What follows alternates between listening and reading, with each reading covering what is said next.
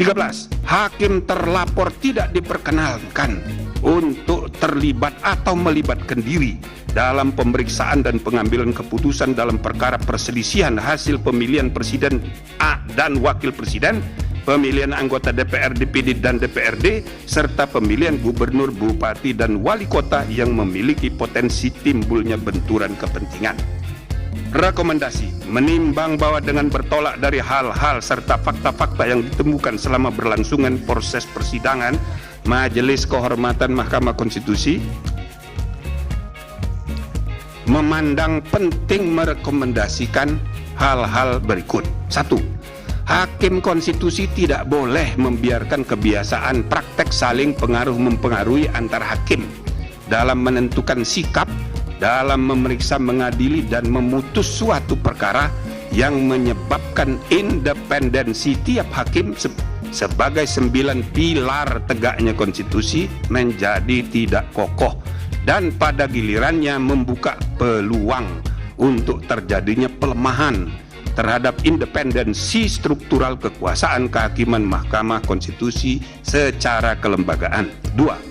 Hakim konstitusi tidak boleh membiarkan terjadinya praktek pelanggaran kode etik dan perilaku hakim konstitusi yang nyata tanpa kesungguhan untuk saling ingat mengingatkan antar hakim, termasuk terhadap pimpinan, karena budaya kerja yang ewo pekewo sehingga prinsip kesetaraan antar hakim terabaikan dan praktek pelanggaran etik biasa terjadi. 3. Hakim konstitusi harus menjaga iklim intelektual yang syarat dengan ide-ide dan prinsip-prinsip pencarian kebenaran dan konstitusional yang hidup berdasarkan nurani yang bersih dan akal sehat yang tulus untuk kepentingan bangsa dan negara, yang tercermin dalam penulisan pendapat hukum dan dalam permusyawaratan dan perdebatan substantif di antara para hakim untuk menemukan kebenaran dan keadilan konstitusional yang hidup itu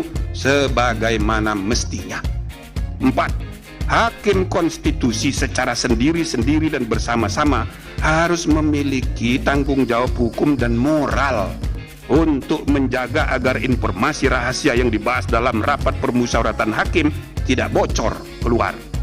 5. Majelis Kehormatan merekomendasikan agar diadakan revisi Peraturan Mahkamah Konstitusi Nomor 1 Tahun 2003 tentang Majelis Kehormatan Mahkamah Konstitusi, terutama dengan meniadakan mekanisme Majelis Kehormatan Banding,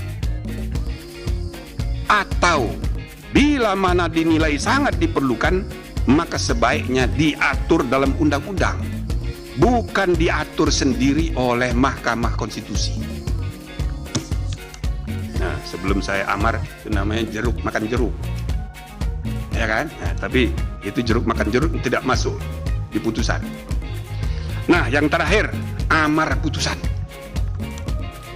Mengingat Undang-Undang Nomor 24 Tahun 2003 tentang Mahkamah Konstitusi yang telah diubah terakhir dengan Undang-Undang Nomor 7 Tahun 2020 tentang perubahan ketiga atas Undang-Undang Nomor 24 Tahun 2003 tentang Mahkamah Konstitusi dan Peraturan Mahkamah Konstitusi Nomor 1 Tahun 2023 tentang Majelis Kehormatan Mahkamah Konstitusi,